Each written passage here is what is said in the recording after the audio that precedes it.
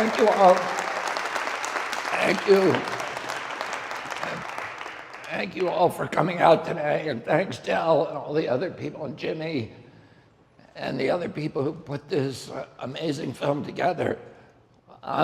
There's a lot of politicians throughout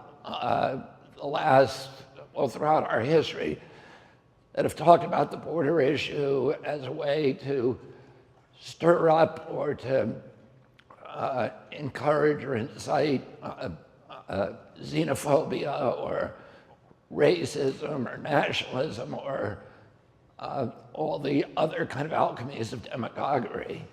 And I come to this issue from a different place, from a different perspective, and it's a perspective of compassion, of humanitarianism, but also just common sense.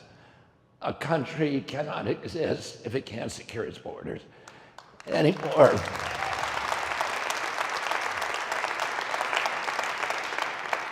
Any more than a cell can exist if it doesn't have a coherent membrane.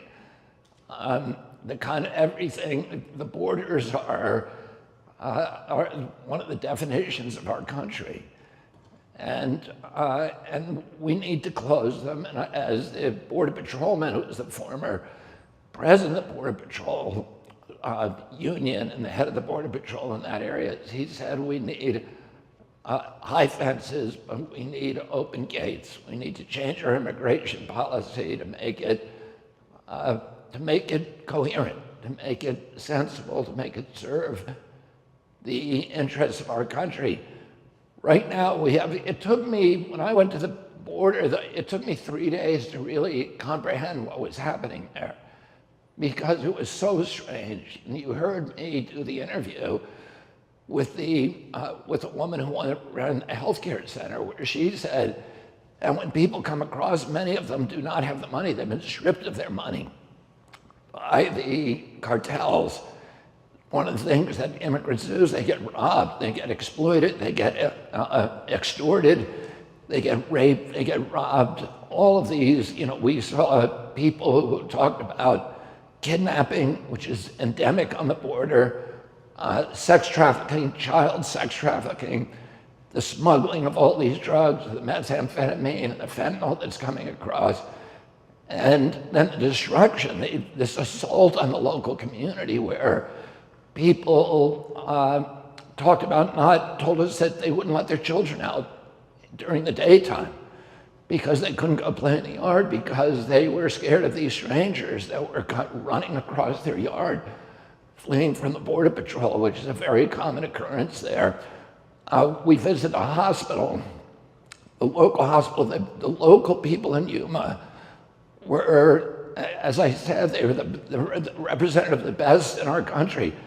The local hospital told us, the director of the hospital, that that hospital had lost $27 million the previous year in unreimbursed expenses caring for migrants.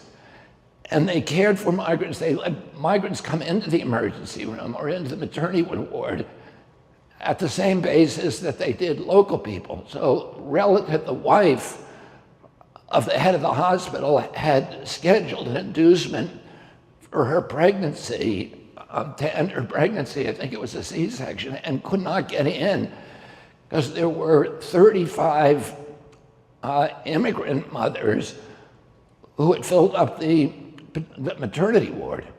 And we saw this all over the city of Yuma, where people were going out of their way to care for the immigrants with compassion. But the community itself was under assault, and this is now happening in communities all across our country. This week, the New York Times had an article that said that 90,000 immigrants had landed in New York from this giant flow of 7 million immigrants over the past 3 years that have come across illegally, 7 million.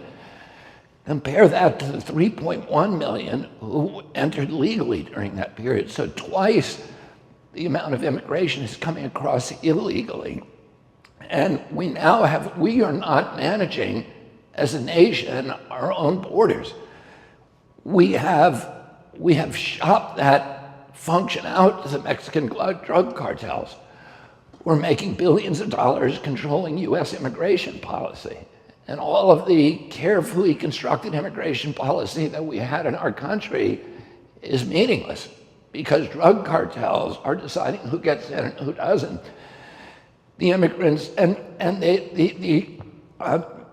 New York Times article talked about how this tsunami of new immigrants of 90,000 people were crushing the social service systems in New York City. Bloomberg carried a recent article that talked about how officials in New York City are now considering turning Central Park into an open-air migrant facility or migrant camp. So this is the level of crisis, and we talked to people. I did a tour of Cleveland and Harlem in the last couple of weeks. Some of the Lee Harvard neighborhood in Cleveland, which is one of the poorest neighborhoods, and the black-owned business owners and local people were talking about how they could no longer access the Social Security or the social services of their city because they were overwhelmed by migrants. The city of Miami has done probably the best job in our country of reducing homelessness over the past 30 years. They have a model program that's worked. They've reduced homelessness from 7,000 people to 1,000. But now all of that progress is being reversed by the flood of immigrants that is pouring into Miami. And then what happens to these people? Those 7 million people who have come here now, there's 16 million altogether. 7 million in the last 3 years. What happens to them when they get into this country? Because this is supposed to be, many people in my political party believe that we've adopted this to reverse the cruelty of the Trump years and to have a humanitarian policy that is welcome to immigrants. But what happens to these immigrants once they cross that border and they engage, they endure all of the abuse and the rapes and the sex trafficking and the kidnapping of their children and the robberies. We talked to Peruvian families. Their life savings was removed from them just before they crossed the border. So they go through that, and then what happens to them when they come into this country? They are still liable for labor exploitation. That's their lives. They are now illegal. There is no way that they can legally work in this country. They cannot support themselves. They cannot pay taxes. Everything they do, we're creating this understory of exploitable poor that will be exploited and will impact the price of labor and the wages of labor for every other American, every working American. These people are being paid by unscrupulous employers $5 or $6 an hour, and that's their lives here now. And there's no way they can change that. They have no leverage. They have no bargaining power. And I spent a lot of my lifetime interacting with Cesar Chavez, who was one of my father's closest political allies and then became a very, very close ally of mine on the pesticide issue. Over the last 20 years of his life, he became the primary actor in this country, one of the primary activists against farm pesticides, agricultural pesticides, and I worked with him very closely on those issues, and I was a pallbearer for him when he died in 1993. Cesar Chavez was one of the biggest champions in our country, probably the lead champion at that time, for a closed border, because he knew that American farm workers could not make any gains in terms of their wages and their benefits, their quality of life, if there was an endless supply of new workers, undocumented, coming across the border who lacked the bargaining power to be able to ask for higher wages from their employers. Because the employers could always use the threat of exposing them. So we have a policy now that is not serving anybody's interest. It's not serving the interests of Democrats or Republicans. It's not serving the interests of our country, clearly. is not serving the interests of the migrants, and it's not serving the interests of our neighbors to the south. Everybody is getting hurt by this policy. The good news is that it's solvable, that we can stop this. And I will say this, that I was against Trump's wall. I thought it was a crazy idea. To me, it was a big mistake. My sister did a prize-winning documentary called The Wall, showing all the reasons we shouldn't build it. And I don't think we do need a wall, as we were told, for that 2,200 miles between Brownsville and San Diego. But we need something. And a lot of that technology was in place. We have the towers, we saw them. Some of those towers were removed, which is incomprehensible to me. We had the cameras, we had the videos, we had the lights, we had the ground sensors, the motion detectors. We can protect our borders. We have the capacity, the technological capacity to do that. We need the willpower, the political willpower to do that, and we need the personnel, and we need to do that for our country. We need, number one, we need to restore those barriers, and again, they don't all have to be physical barriers. We need some barrier so that we know everybody who's crossing. We know every single person who's crossing. We can do that. And we can then, if we have the personnel, we can stop that. More importantly, we need to be able to process legal asylum seekers. The one category that comes across the border undocumented are people who are fleeing political persecution. And we have a capacity, we have a methodology for processing those claims. What we should be doing, and what we used to do, is we would process them at the border. And only 15% of them are adjudicated as legitimate. The rest of them, the other 85%, are adjudicated as specious. And then under normal conditions, the specious claimants are not allowed into this country. They're turned away. If we were doing that today, the entire business model for the cartels would collapse.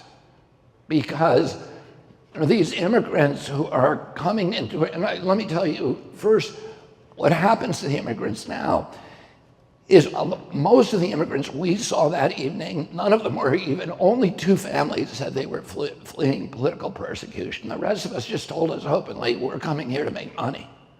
We're coming here for a better life. So they didn't even have that claim. And those immigrants shouldn't be allowed into the country. We should stop that at the border. And the reason but what happens is that they're all given court dates. And the first court date is an arraignment type. It's an arraignment in front of the immigration courts. Because we don't have enough judges, it's then a 7-year wait to get a hearing. So those immigrants are allowed into the country. They attend the first hearing, and then they legally go and wait for 7 years. They can't work. But they're in our country legally, and they put down roots. And we don't really know, they become part of this underground economy. And what we should be doing, and the reason we have that is we don't have enough immigration judges. We don't have the capacity to process those claims. And we need to do that, and we need to do it quickly. We need to be able to process them at the border and make a judgment right there. And the people who do not have legitimate asylum claims should not be allowed in, should not be allowed to cross. As soon as we do that, the immigration is going to stop. Because if you put yourself into the shoes, and we talked at length with these migrants, these are people who have clearly spent years and years thinking about doing this. This is a huge decision. This is the most important decision in the lives of these people. They're deciding to root themselves up, to leave their families, to leave their jobs, their income, to take their children with them and move to a new country with no plans at all. Imagine what it takes to do that. Well, they're making a risk assessment. And if they know that there's an 85% chance that even that 85% chance that even people with asylum claims are going to be turned across the border, and a 100% chance that if you don't have an asylum claim, you're going to be turned back. Not many of them are going to take that risk, and the business model for the cartels will collapse. So we need to be doing that. And right now, when we interviewed these groups coming across, this was one of the sort of shocking but interesting things. They knew every step of the way what was going to happen to them. Nobody was surprised. They knew exactly what to do because the cartels advertise all over the world using TikTok and YouTube. And they give videos to people to show them exactly what they do when they come in through Nicaragua, where a lot of those immigrants were flying into Mexico City. The cartels assist them in getting an internal visa in Mexico City for Mexico. Then they get on a domestic flight to Mexicali. And in Mexicali, there's a parking lot filled with buses owned by the cartels. They load in 55 people per bus. They can separate families there, and parents never see their children again. In many cases, I don't know what happened to that gentleman that we met in the processing center in Yuma who had lost his 18-year-old daughter, but it's frightening. And then they are brought by the cartels to the border. We can watch those buses then unload across the border, and the people come across 55 at a time. And the cartels are making billions and billions of dollars doing that. And the people know because they are advertising in West Africa, in Ukraine, in Azerbaijan, Uzbekistan, Tibet, and China. So everybody knows how to do it.